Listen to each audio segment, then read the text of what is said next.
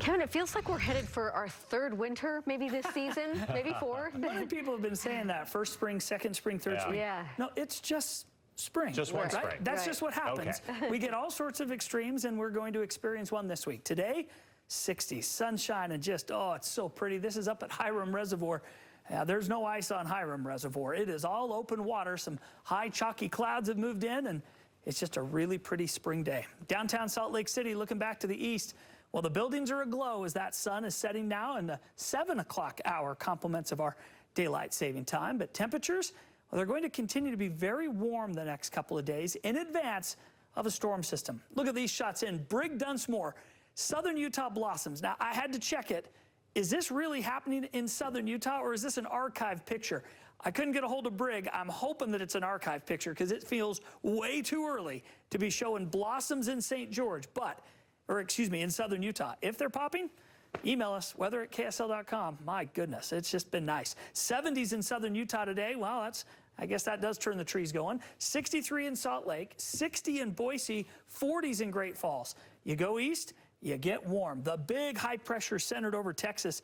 Kansas City, 79. Memphis, 70. Dallas, 75. Even the East Coast, Boston, Washington, D.C., and Raleigh, all in the 60s, while Phoenix today stopped at 86 degrees. Across the state, it was sunny all day, but the clouds are starting to push in from the west. Just a real high, thin cloud layer that will be moving in overnight. 61 in Provo right now, Blanding's to 56, and St. George still holding at 70 degrees. So satellite and radar picture showing some storms that continue to ride along the top. Even a little bit of Arctic air kind of puddling in from Canada is what's bringing those 30s in Montana with some weak storminess. There is a low pressure just off the California coast.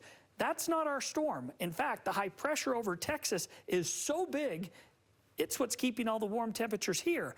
It does it for another day or two, and then we open the door to a colder storm. We're going to see a 20-degree temperature drop from the 60s into the 40s with rain and snow in the forecast. Tonight, no storminess, just that cloud cover. So it moves in, lingers tomorrow. Northern and southern Utah will go partly cloudy for the day Tuesday.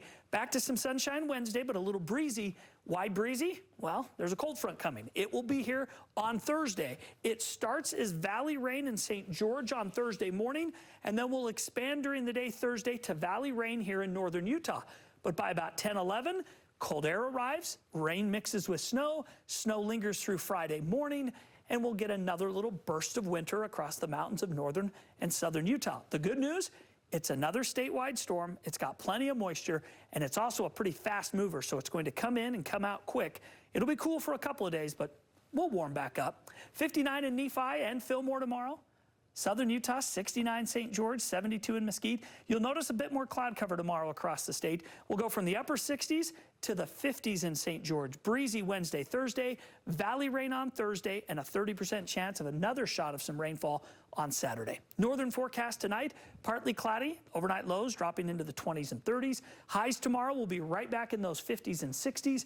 It'll be a partly cloudy day. Our storm, it'll come in Thursday, valley rain to start, mix over to some snow as we head into Friday morning, and then another chance for even additional rain and snow on Saturday. So see how it goes. Warm, then cold, then back to warm. It's spring. Just wait a second. It'll come back to one of the seasons you like. Extremes. Yeah. That's right. All right, thanks, Kev. You're welcome.